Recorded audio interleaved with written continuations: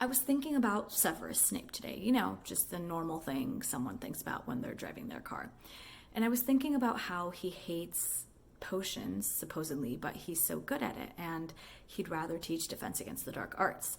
So I'm thinking about book 3, and I'm listening along with Harry Potter and the Sacred Text, this awesome podcast you all need to listen to if you're Harry Potter fans.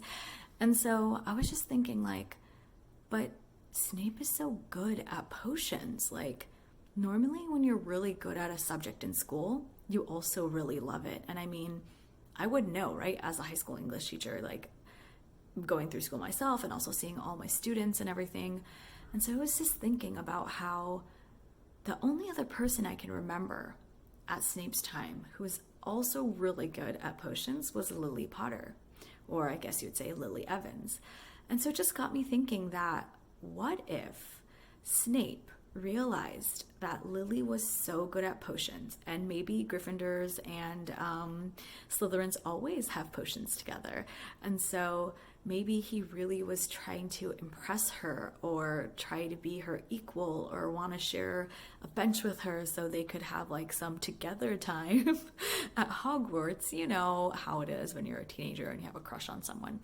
And so I was just thinking, like, what if Snape like got so good at potions just to impress Lily Evans? And I thought that was so cute and also kind of so sad, because he is such a good potions master and he can brew wolfsbane, and I think it's so epic that he's like that skilled, and like, he helps Dumbledore with the ring and everything.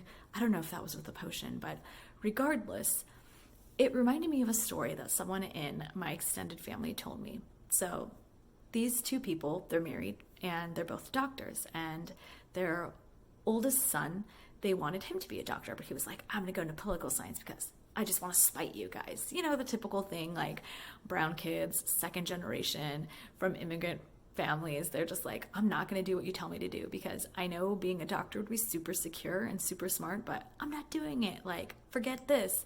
And so, it's interesting because his parents were telling me that all of a sudden they get this call and their son's like, hey, like, I'm majoring in biology. And they were just like, what? And it turns out that there was a girl that he really liked, and she was also majoring in biology, and she wanted to go to med school. And so literally, like, he just started applying himself so much in these subjects that he before in high school claimed to hate and had no interest in.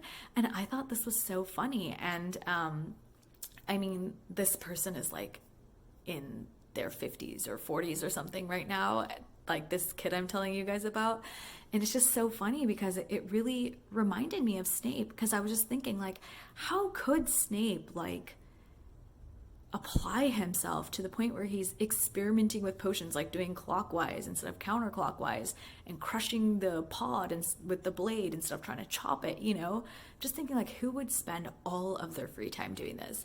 It also makes me so sad for Snape, because I'm like, you were such a nerd, which I was also a nerd, but I was like, you probably needed more friends, or you were just really, really determined to get Lily, and you were willing to put any amount of time into figuring out how to impress her and get her attention. And so anyways, Severus Snape, he's such an interesting character. I freaking love him, and I have a Severus Snape mixtape coming out soon. I'm just waiting for Ramadan to be over before I unleash that into the world. So yeah, let me know if you think Severus Snape got so good at potions, wrote in his whole Half-Blood Prince book just to impress Lily and try to win her over.